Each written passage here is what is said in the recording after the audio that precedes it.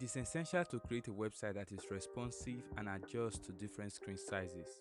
This is where media queries come into play. Hey there, welcome to George Code.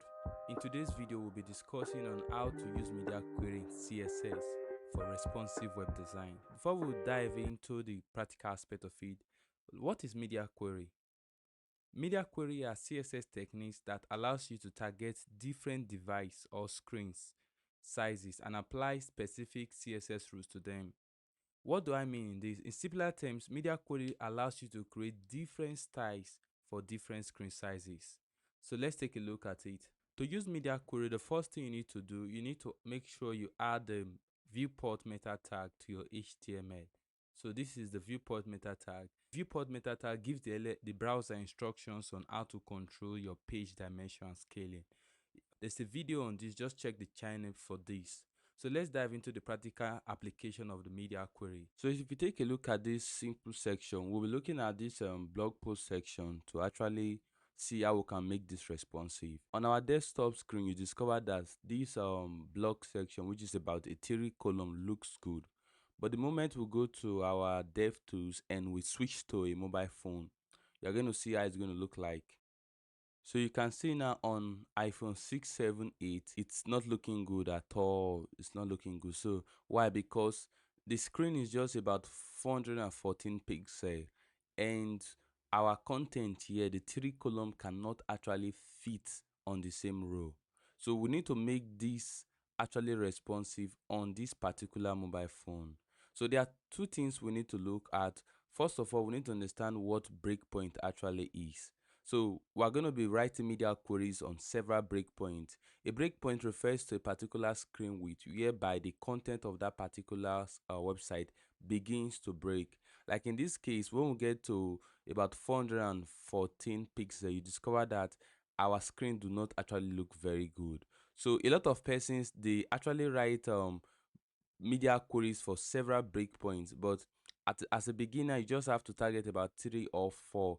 You can target a smaller desktop, a smaller laptop screen, a tablet, a mobile phone, and a smaller mobile phone. So a lot of persons make use of these 4 media query breakpoints. The first one they actually use is some persons will tell you 768 for tablet.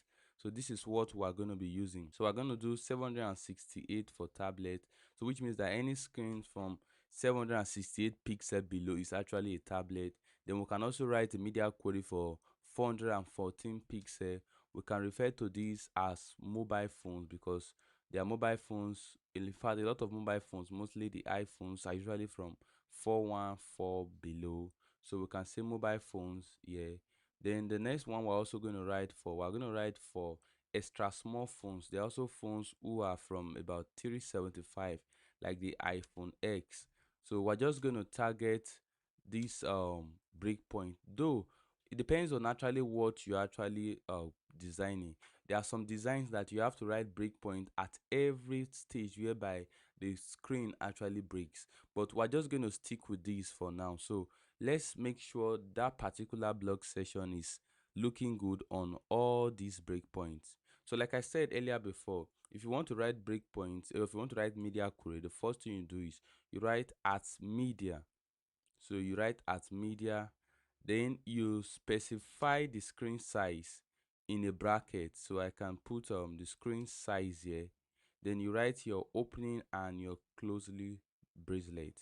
So inside this place, this is where we're going to write what you want to target. If you are doing a desktop first approach, that means you are going to be using a media minimum width. So which means from a particular screen size above. But if you are doing a desktop fix, so I have a video on difference between mobile first approach and desktop first approach. So in this particular example, we're going to be looking at the desktop first approach. Why? Because we've already created this particular section on our desktop, so it looks good. We're trying to make it responsive also on our mobile phones. So the next thing you do is we're going to use maximum width here. So we want to target a maximum width of, let's say, 768 pixel. So what this actually means is 768 pixel is the maximum width that we are looking at. So which means that anything from 768, 767 down to 0, all the styles we write here, we want it to be applicable to that. I'll just give you a simple example. Let's just do the body and give it a background color of red. So want to make the background color of red. The moment we get to a screen width of 768, our background color will definitely go to red. So let's check out our output. So basically you can see nothing is changing here. But the moment we actually reduce our screen width and we go to some design, so you see this is as at 414, you see the background color is red. Let's switch to responsive and let's type 179. So you discover that it's not red. But the moment I get down to 7, 6, 8, discover that it turns to red. So all the styles you write inside a particular breakpoint will only be applicable when you get to that particular screen width. So let's see what we have here now. So we want to first of all make this responsive on our tablet. So I usually use from 768.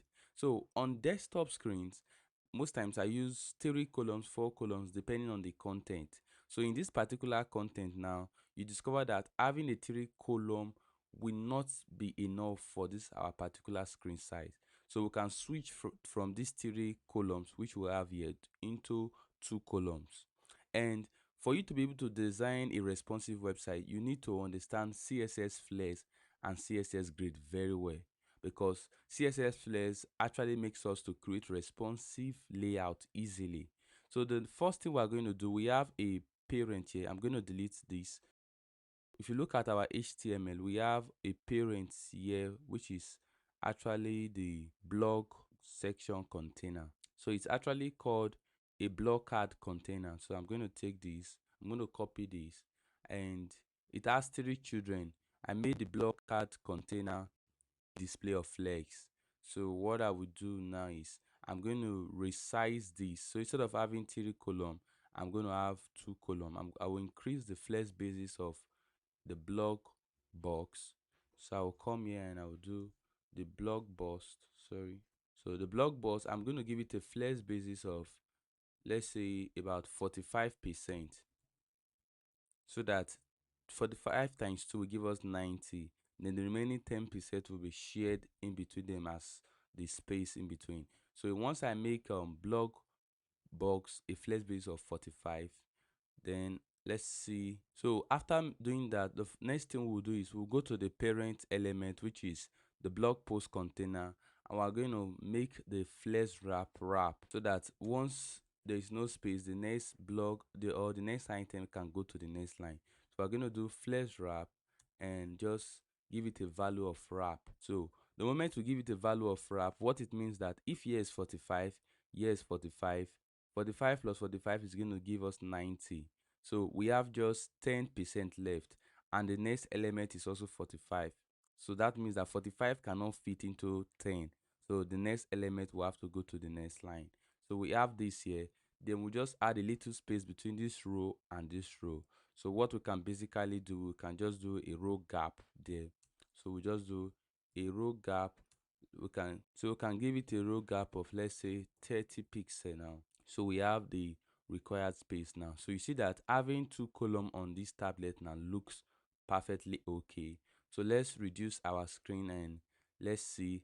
So the moment we keep reducing our screen and you see that we're getting to this particular stage, you discover that the 2 column also is not also looking very good. So we're going to write another breakpoint for, let's say, force a single column. So we'll write another breakpoint again.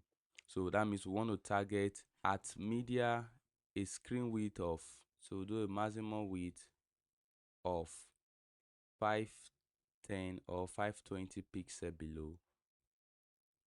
What we're just going to do is we're just going to increase each item to become the full width. So we're going to say a flex basis of 100% now. So the moment we make it a flex basis of 100% and we get to this, you discover that it's now on a single column. So we had some padding at the left and at the right that was very high. Let's inspect and see. Okay, it's coming from the container. So we're going to reduce the padding left from 6 rem to maybe like 2 rem on this particular screen. So I'm going to also come here and write a style for container. Then I'm going to give it a padding, a top and bottom of, let's say, 2 rem, left and right of about 2 rem also, or let's just say 1 rem. So I'll save this, and we have this now. So you can see very well now that it becomes stacked into just a single column. If we go to our desktop view, you discover that it is 3 column here. But the moment we start reducing the width of the screen, so maybe the screen or the device visiting your website is actually different, you discover that once it gets to something from 520 pixel below, it's stacked on each other. So you discover that the moment we get to 520 below, we have just a single column. When we keep increasing, you discover that it becomes 2. Then when we get from this above, it becomes 3. So media query is just all about targeting different screen size and adjusting your code. So if you discover that maybe when you get to something like this, you discover that the padding on the left and right is too much. So you just look at the breakpoint, go to your code, and just write a different styles for it. And take note of something: when you are dealing with media query, it inherits the previous code. So which means that if you had, like, if you look at this particular class here, the card container, we had the display of flex, the justify content of space between.